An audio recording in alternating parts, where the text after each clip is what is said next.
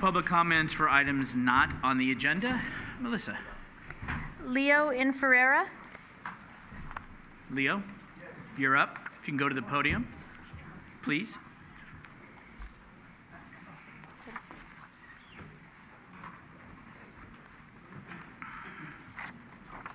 All ready for you. Okay. I might be jumping the gun. I didn't see on the agenda that 618 San Mateo Avenue is on the agenda for tonight. No, sir. That was on the prior meeting at 5 o'clock. Mr. Proponis was here and did speak on that. So there's no reason for me to speak on it. We'd love to hear from you. You came down here, so anything you'd like to say, we'd love to hear. I'm involved with the engine company number 1 that's been in their meeting at 618 for quite a few years. In fact, most of the gentlemen that were in that club all have deceased. Now we've got a couple of young guys. Our club is very small now, but I understand that the building wants to be bought, which I hate to see it happen, because besides the engine company 1 meeting there, the Native Sons of the Golden West meet. They have a luncheon there once a month. I am also the treasurer of VFW 2517. We meet there twice a month.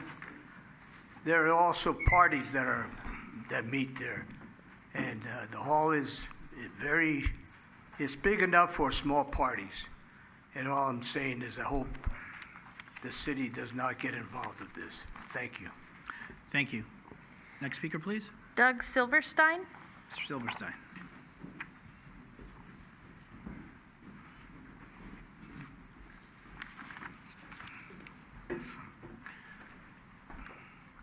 Good evening, council members. My name's Doug Silverstein. I'm a 25-year Burlingame resident and San Mateo County nonprofit leader in sustainability and environment area. First, I want to thank you for your time tonight and thank you for your service to the community.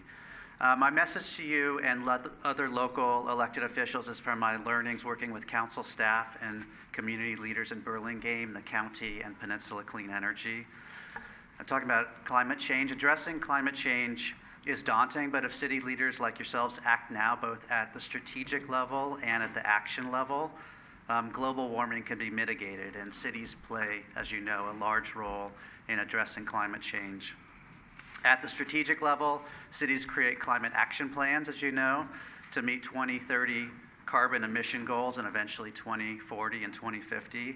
And I suspect San Bruno will be working on a climate action plan update soon. And I want to say a well-crafted and comprehensive plan can absolutely address large sources of carbon emissions from buildings and transportation. So I encourage you to craft a meaningful and impactful climate action plan.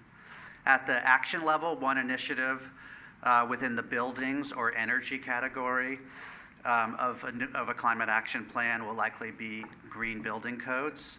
And as you may know, Peninsula Clean Energy and the Office of Sustainability in the county have authored strong green building codes for immediate adoption by cities, codes that provide greater benefits to the community than the state mandates. These REACH codes, as they're titled, are what many call gavel ready.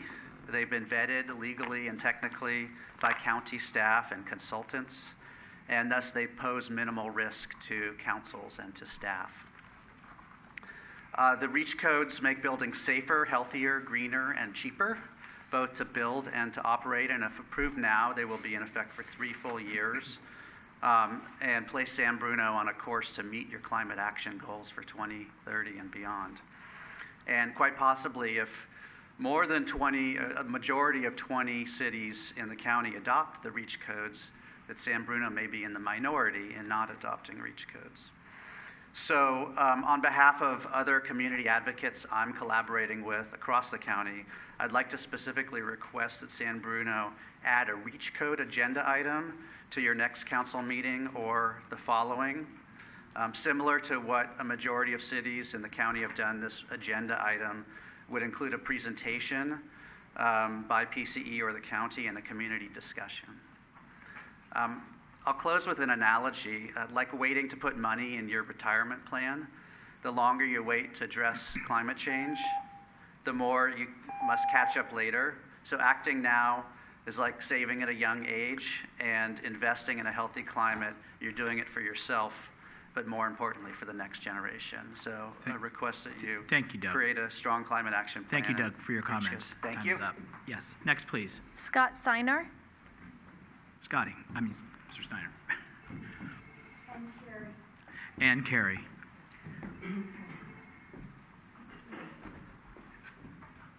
Mr. Mayor, Council, my name is Scott Steiner.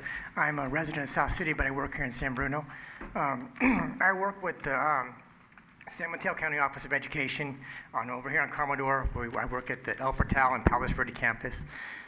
Just recently, not recently, but within the last year, since YouTube's moved in, I've noticed a lot of traffic and stuff like that. And there's a crosswalk at the dog park and our school crossing there on Commodore. And we almost had a child get hit the other day. Our students are special needs, and some of them are severe to moderate. And some of them just drop in the middle of the street without notice. And some of those cars just whiz right by.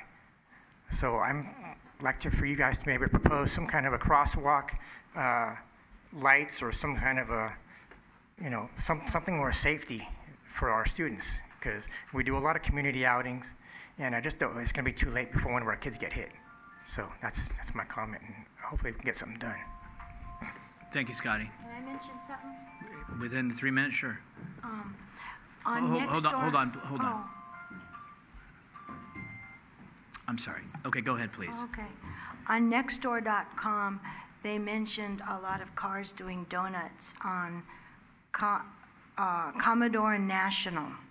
We drove down there on the way here. There's skid marks all the way around where those apartments are, the village at the crossing, and those other apartments in the back. Maybe you could do something about putting signs there too, or flashing lights or something. National and Commodore. Got it. Yeah. Thank you very much. Appreciate both of you being here. Next, please.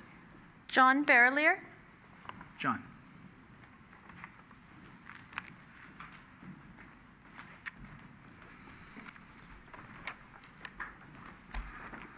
I'm here tonight to redeem some of my self-respect. Part of the conversation last week, I tried to stop when Rico Medina kept on. I told him I couldn't hear. We resolved this in his office recently. I guess it was yesterday. However, the impact of that is still felt.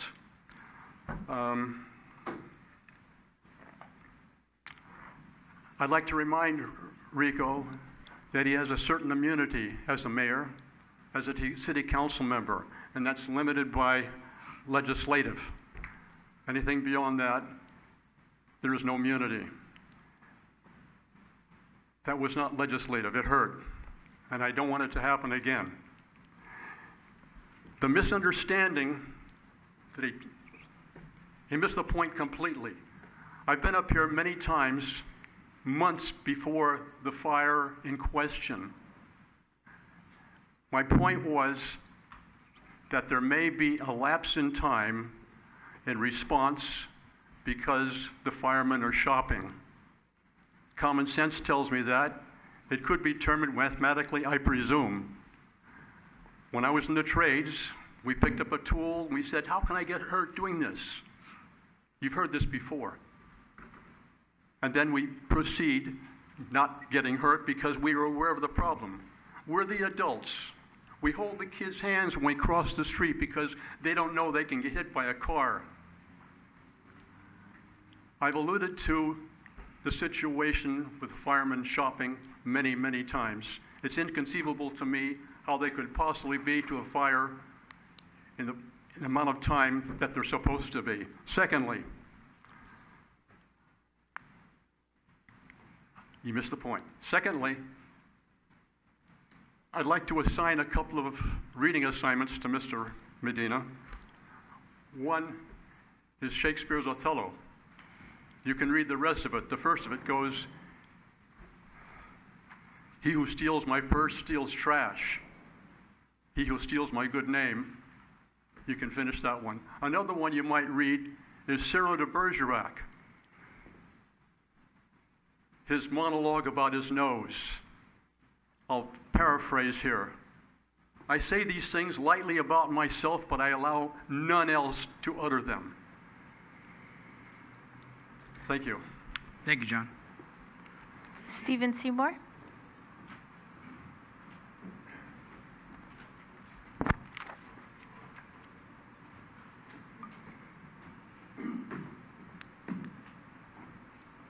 Do I start the clock? I- Okay. Stephen Seymour, Mastic Avenue. I have a couple of public announcements tonight. The first one is that there will be a candidate Q&A for this year's City Council run at the American Legion on San Mateo Avenue on Saturday, September 7th. It'll start around 2:15, but doors open at 1:30, so please get there early. Several years ago, we did one of these, a community Q&A, and the house was full. So get there early so that we can start it on time. The next one is the Rotary Club of San Bruno and the San Bruno Education Foundation are hosting a 5K run this year. It'll be on the 12th of September. It's a Saturday. It'll start at 8:30 in the morning at Cappuccino, and it will end in City Park. The notifications will be available on the San Bruno Education Foundation platform on their website. There are only 350 entries, and we believe that this will fill up really quick. There'll be 200 runners and 150 walkers, and then we finish in the park. And all of the proceeds from that run will go to K through 12 schools in San Bruno.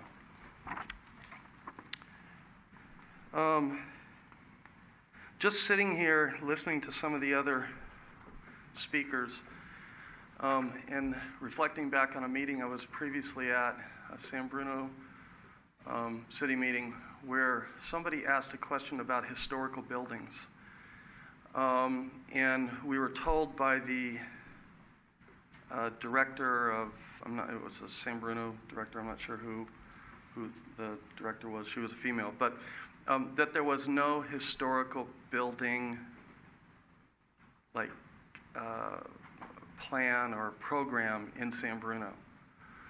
I just think this city has so much history, whether it be in our buildings or in some of the trees that predated us. There's just so much history in this city, and I really think that it would behoove us to look at some of the buildings that built that history and maybe protect them. And that's all I have to say. Thank you very much. Thank you, Stephen. Daryl Merrill.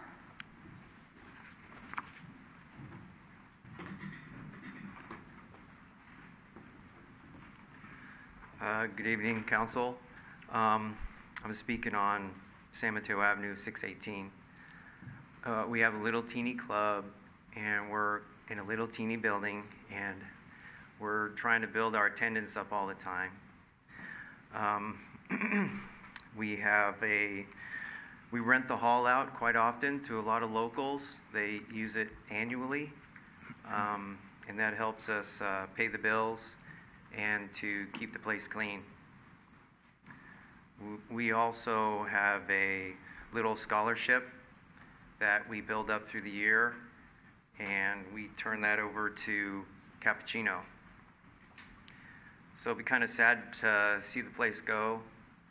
I don't know, is there any way we could have an extension on this item or something like that maybe? Thank you. Thank you, Daryl. Nancy Krause.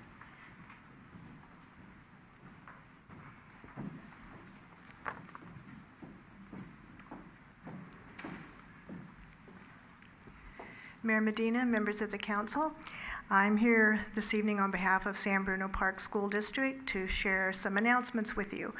A special meeting of the school board was called for this evening, otherwise the school board president would be here instead. First, school has started, and with that, our district's preschool has some spaces open both for full day and half day. And for information, I encourage the public to call 650-614-3158.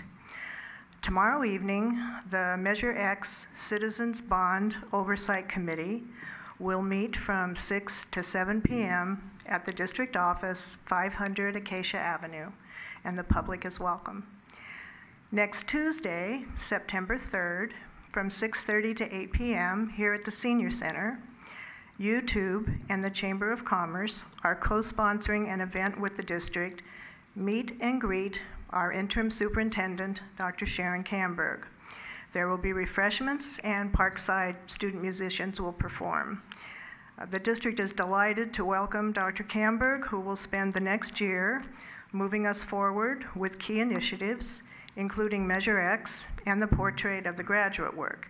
She will also assist the board in recruitment of a new superintendent to begin the 2020 school year. On behalf of the board, we encourage the council, staff, and the community to join us in welcoming Dr. Camberg here.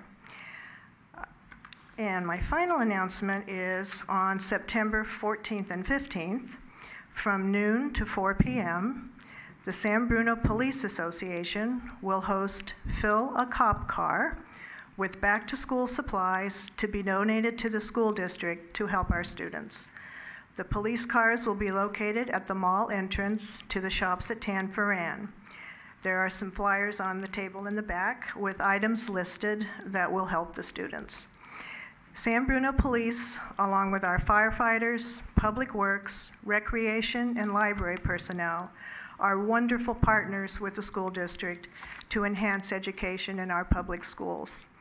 I also want to thank San Bruno Cable for help in posting school district announcements so that our community can stay connected to the good things happening in our San Bruno schools. Thank you. Thank you, Nancy. Okay, that concludes all the speaker cards that we have. And I'm sorry? I didn't fill one out. I wasn't sure if I was going to speak tonight. Okay. As Sandra's getting up, is there anybody else in the audience that had not filled out a speaker card that wishes to speak tonight on items not on the agenda? Okay, Sandra will be the last one. Thank you. Sandra Perez Vargas from Mastic Avenue. First, I wanted to let everyone know that Saturday morning, the American Legion is holding its monthly breakfast, $10 for adults, $5 for children. It's across from the train station. Marty Medina, council member, is always there to make omelets, as is Stephen Seymour, Russell Steins, Ryan Mersnay, so you can come down and have a good time. And a couple weeks ago, I went on a historical walk of our downtown. It was done from the county, and I did notice that most of the people who came weren't from San Bruno, which I thought was pretty awesome, that they came in on the train, they took the bus in, and they're interested in our history. So it's a funny timing that there's talk of possibly selling the firehouse. It's such a huge part of our community. I've been to many events there, volunteering. And I just think we really need to appreciate these beautiful buildings and their history. As development comes, I think we need to balance it out. I mean, to hold on to a little bit what we have, what means a lot to a lot of people here, to the gentleman who spoke, and not just erase that. And I also was on Nexter.com. People were speaking about the racing cars, specifically on Genovan and Cunningham, and also on the 200 block of Mastic Avenue. There's a constant speeding, so I know the police can't be everywhere at once, but those have been some hot spots. And I also sent a letter to the mayor and the council, and I believe the chief of police. I wanted to compliment dispatcher Mary Ann. Unfortunately, I don't know her name. I think she epitomizes what good customer service is. You call, she always identifies herself in a very friendly manner. She gets your information without being obstructive and feeling put out. So I wanted to give her a major, major hello on that. And another thing, there are still trees that are being offered by the city. I heard last count maybe was about 50. I had a city plant a tree in front of my house last year. It's blossoming, it looks beautiful. So it's definitely worth doing that. And also reminder, elections are coming up in November very quickly. We have 2 votes, 2 seats are available. A lot of people think it's just 1. So look at all the candidates, look at what they do, what they've been doing in our community for years, what they stand for. And you can do that online if you haven't registered yet, and you can be sure to vote. Every vote counts, especially in a small town like this, and it is super important that residents be heard. Thank you. Thank you, Sandra.